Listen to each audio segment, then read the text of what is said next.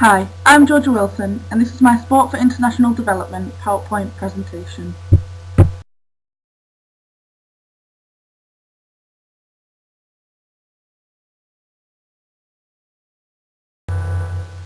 So, I'm going to start by focusing on the first learning outcome, which is to explain the function of aid and development in an international context. So firstly I'm going to look at the definitions, and then I'll go on to where did international aid and development originate from, and this will then cover the Marshall Plan. I'll also then go on to the Millennium Development Goals and the Sustainable Development Goals, which I will explain further on in the PowerPoint.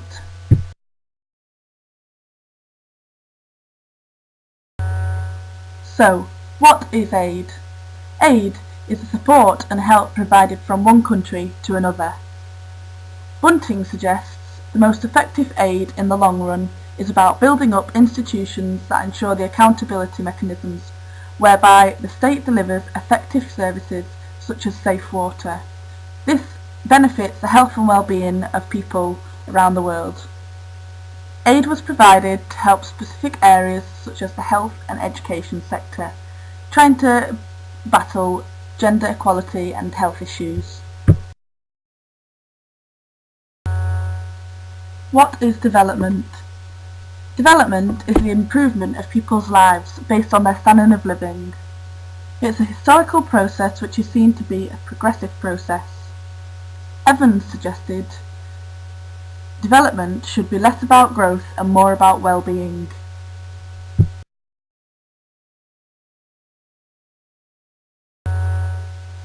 So, combining both together, what is international aid and development? It is a progression of countries and a better world at international level, focusing on the level of development through local, national and global level development. For example, we look at the developed countries, developing countries and the least developed countries. So, where did international development and aid originate from? So briefly, the colonial developments were the focus of the colonial powers of Europe, which were used to develop health and education. Post-World War II. So relief was required post-World War I and post-World War II.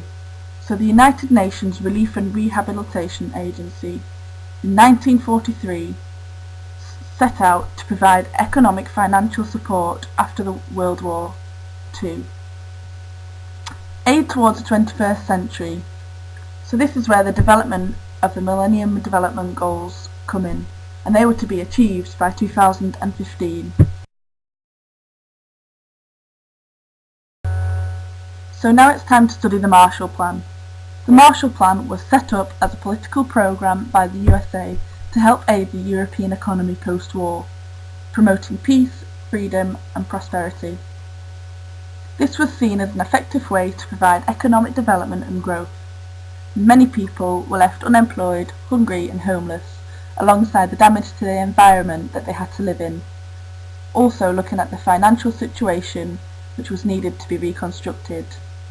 So, Truman addressed these issues by creating the Marshall Plan.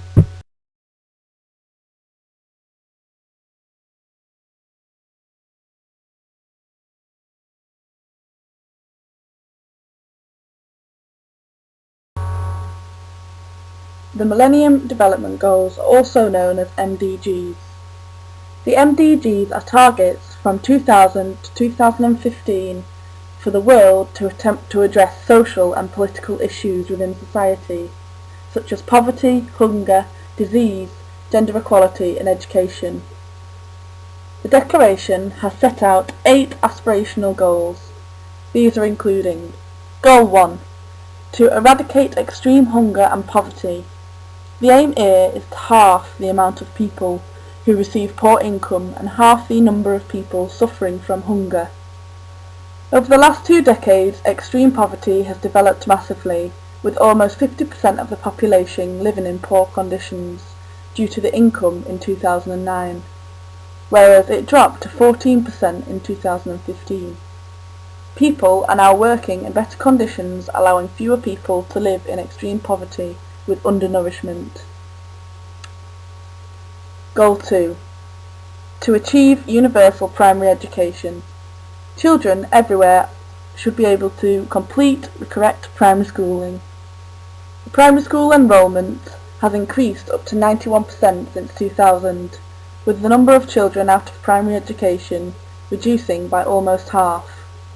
Due to this, the literacy rate has increased globally to 91% since 1990. Goal 3. To promote gender equality and empower women.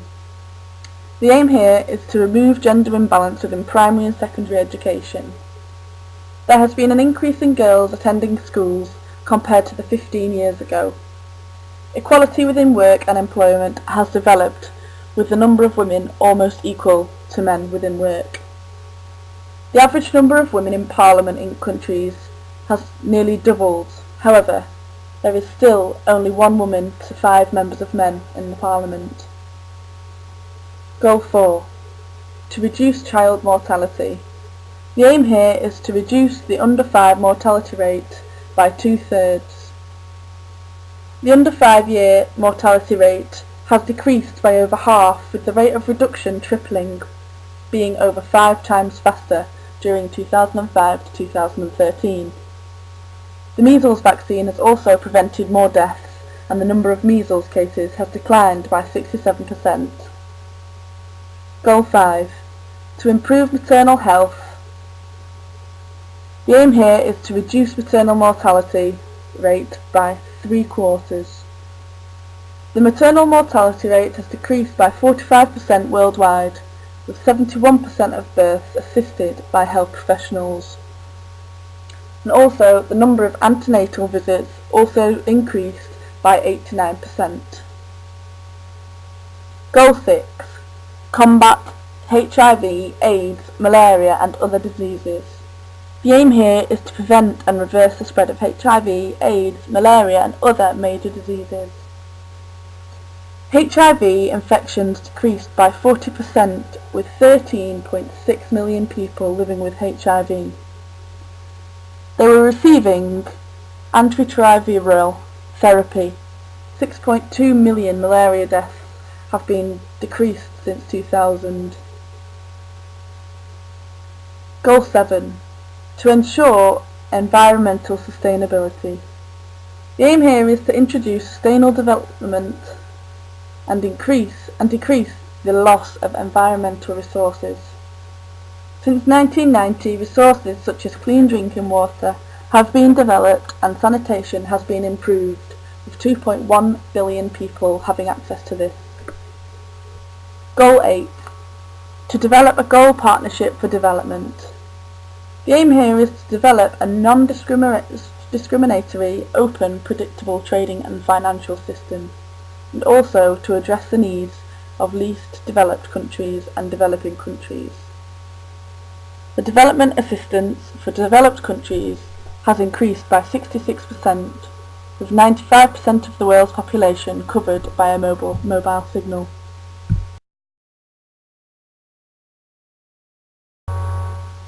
The Sustainable Development Goals are also known as SDGs.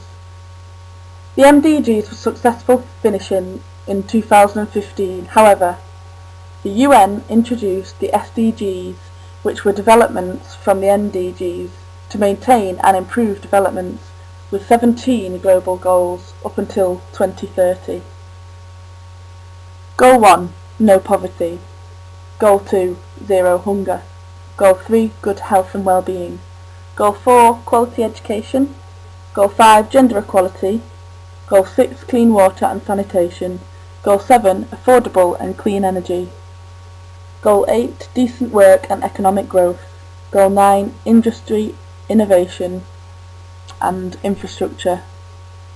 Goal 10. Reducing inequalities. Goal 11. Sustainable cities and communities. Goal 12. Responsible consumption and production. Goal 13. Climate action. Goal 14. Life below water. Goal 15. Life on land. Goal 16. Peace, justice and strong institutions. And finally, Goal 17. Partnerships for the goals. Thank you very much for listening to my first PowerPoint presentation. Hi, this is my second video on Sports for International Development. I'm now going to focus on Learning Outcome 2. This is to evaluate the contribution of sport and physical activity in an international development context. We're going to look at sport and human development, sport and economic development, sport and education development, and sport and health development, and whether attitudes have changed towards this. I'll then look at sporting initiatives. So, I'm now looking at how is sport used to contribute to international development. Sport is seen as a tool for development. Nelson Mandela said, "Sport has the power to change the world.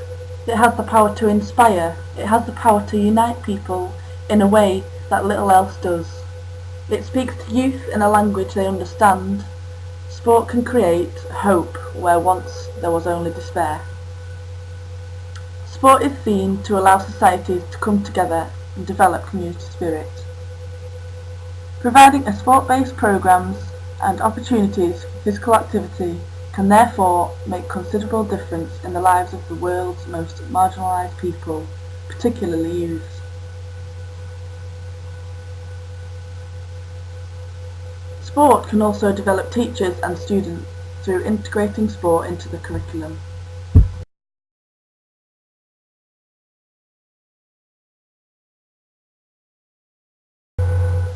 So, I'm now going to look at sport and human development. Human development could be considered as social development brought about by men and women possessing a strong sense of social activism. The 17 SDGs is one way sport may be used to attempt to develop and promote sustainability, peace and human rights. SDG 3 looks at sport's influence on human rights and well-being, and it is to ensure healthy lives and promote well-being for all at all ages. The United Nations Educational, Scientific and Cultural Organization suggests that sport is a human right sustaining development, global citizenship, mutual understanding and peace building. Sport is used to enhance a range of social skills, global citizenship, developing cognitive, emotional, interpersonal and social skills, which influences an enhanced self-esteem and character development.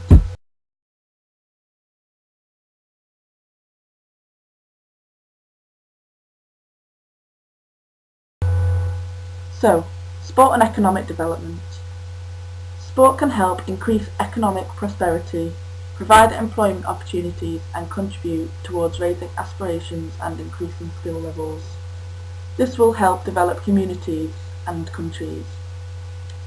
The more active and healthy a community is, the more productive the people are, which increases the chance of employment and developing the workforce.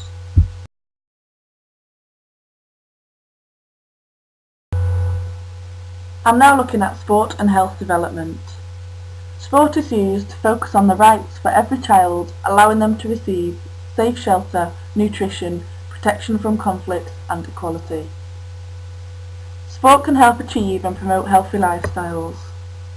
And through the education, children can be educated on health and the safety of their well-being to benefit them in the future. The education system implies that it is mandatory that there must be a focus of HIV and AIDS within education. This is put forward by the Kenyan government.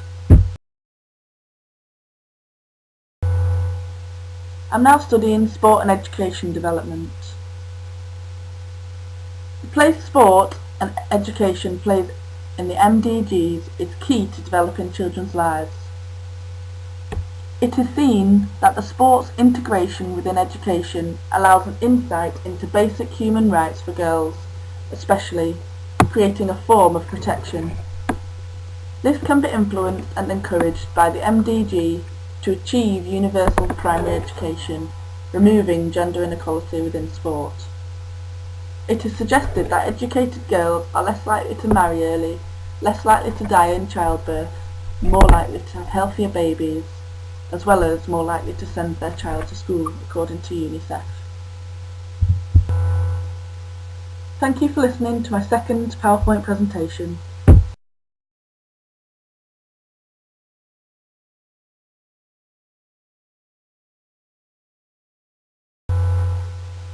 I'm now going to look at Learning Outcome 3 as my third presentation. So the learning outcome is to identify, explain and evaluate the various roles of agencies that support sport for development in relation to politics, health, social issues, education and conflict resolution. So I'm going to look at what an NGO is, who contributes to aid and development, looking at UNICEF and sports relief, and focusing on the dependency theory and the modernisation theory. So, what is an NGO?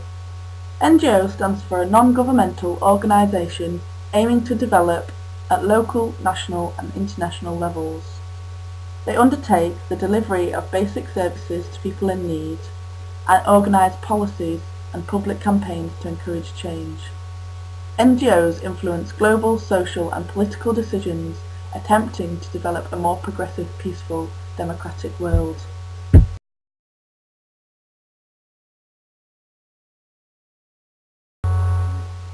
I'm now going to look at the non-governmental organisations using sport to influence development.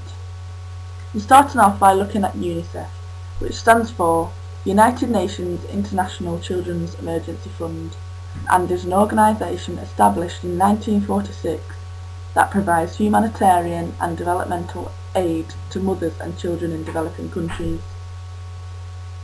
It's a member of the United Nations Development Group, which aims to improve the effectiveness of United Nations development activities.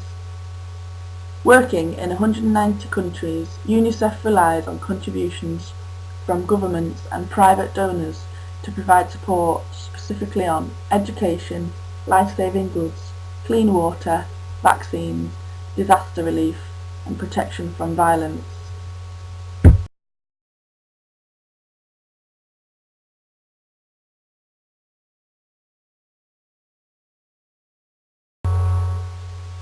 I'm now going to look at Sport Relief.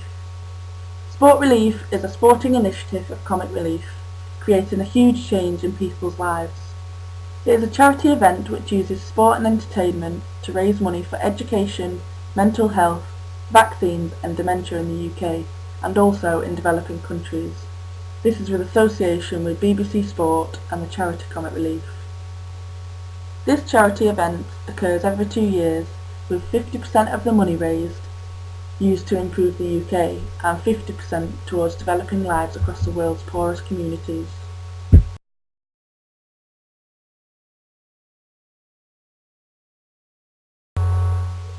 So, I'm now going to look at the modernisation theory versus the dependency theory. In the late 1950s, development was dominated by the modernisation theory, which was then challenged in the late 1960s by the dependency theory. The modernisation theory looks at cultural, political and economic components of society. The modernisation theory is the social process of which development is the economic component. This is attempting to focus on the economic development within communities and developing countries, looking at enhancing health, education and well-being. The dependency theory critiques the modernisation theory of the dominant economic development strategies. It looks at the history and the sociological issues within society. It was suggested that the increases in the wealth of the richer nations appeared to be at the expense of the poorer ones. Researchers also highlighted that the capitalist system is dependent on the division of labour between the rich countries and the poor countries. This makes struggles for Africa, having a poor employment rate. Thank you very much for listening to my PowerPoint presentations on sport for international development, and I hope you enjoyed them.